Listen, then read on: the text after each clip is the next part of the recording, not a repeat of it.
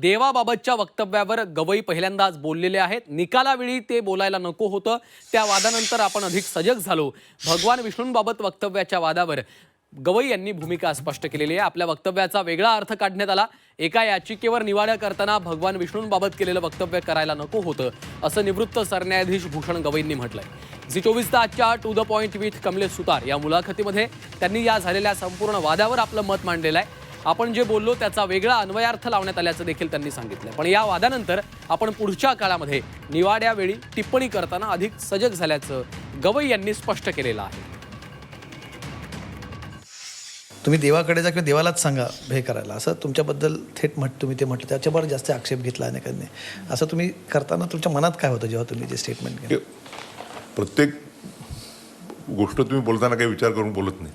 अच्छा इनॲडव्हर्टली कधी कधी काही काही गोष्टी बोलल्या जातात.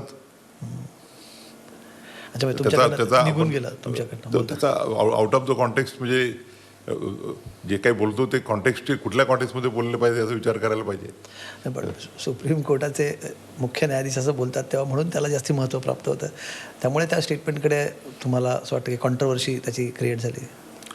मे बी ठीक आहे. समजा जे मी बोललो असेल ते आता तुमच्याकडे आहे म्हणता रेकॉर्डवर, तर ते नाही बोलायला पाहिजे असेल. चुका प्रत्येकाकडनं होतच असतात. ती चूक झाली असं वाटतं? आता कसं आहे की सुप्रीम कोर्टात असताना प्रत्येक शब्द तोलून मोपून बोलणं आवश्यक असतं.